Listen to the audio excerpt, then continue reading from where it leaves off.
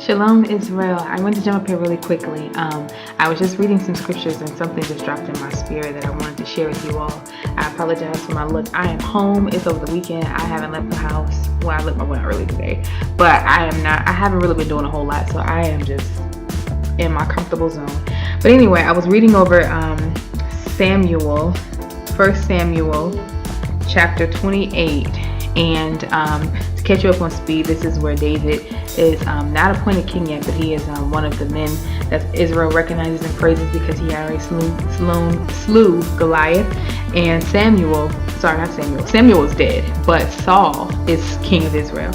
And so they are once again going to fight up against the Philistines. And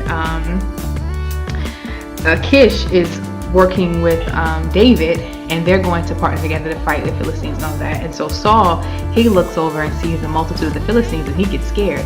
Now, this is after he tried to kill David several times, and David had the chance to kill him, but he spared his life, and so he felt bad and got humbled down because David was more righteous than he was. And so now he's back on track, so to speak, and he's back as the king of Israel and honoring Yahweh.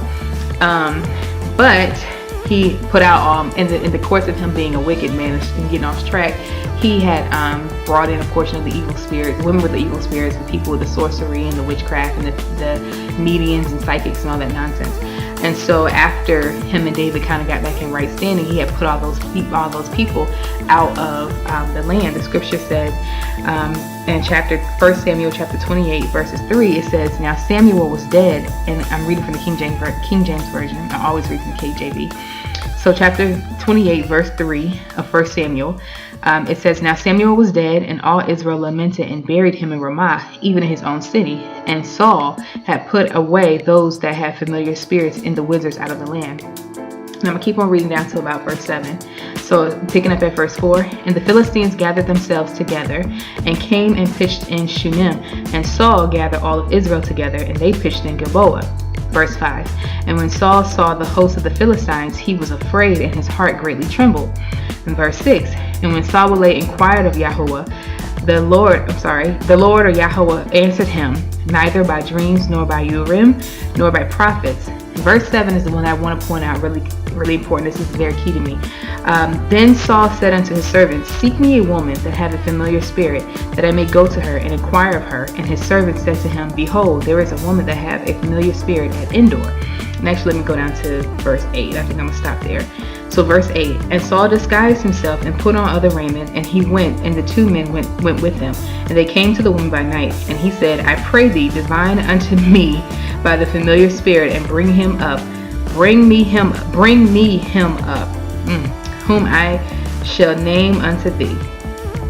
I could keep going, but I'm going to stop right there. Because the point of the matter is that in verse 3, he put away the people with the familiar spirits.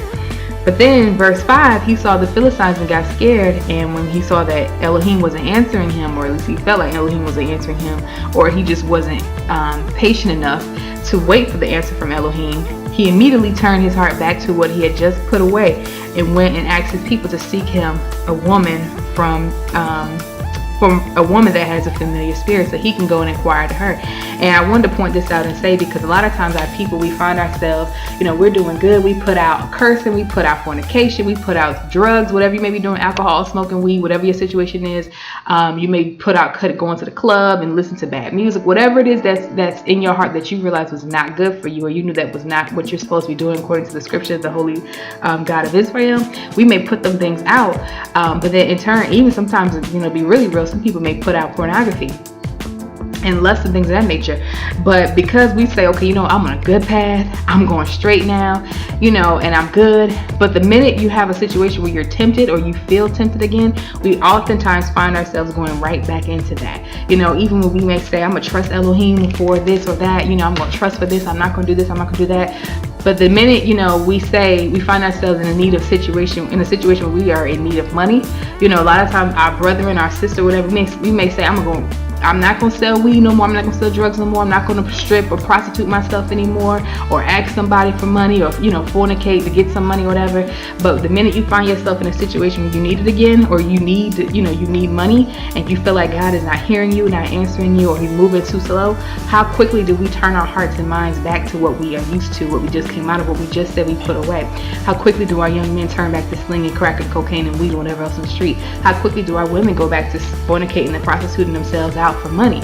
You know, and so my point is that we find ourselves putting away things out of our lives physically, but we haven't put it away out of our hearts. And so we can go on for 6 months and everything be fine, but when the situation arises again, because you better believe it's going to come back to you, because that's the only way that you pass tests, and the only way you succeed and grow in Elohim is by overcoming the test that he throws your way. So Elohim not answering Saul, or Saul believing that Elohim was not answering him, which we all know Elohim always hears us. But, sorry, I just had something pop up on my TV. My screen. Okay, we always know that Elohim hears us, but because Saul thought that he, for whatever reason, he was taking too long, he won't hear me, whatever, it was more than likely probably because he was taking too long, so he thought, he immediately went back to what was still in his heart, which was going to seek out those spirits of witchcraft and sorcery and all of that stuff. So I wanted to point this out and say that, you know what, let's be mindful that we're not only putting things out of our hearts, but we're all, out of our physical, tangible realm, but we're also putting it out of our hearts and minds, so that when we are back in a situation, we are filling ourselves with the word, we are covering ourselves with the word, we are putting those things aside from what we used to do, and finding ourselves in this right here, finding ourselves stuck in this, so that when we have those situations and we arise back in our lives, we won't go back to what we just came out of, what we just put away, but we will go into what we just put in our hearts, you know.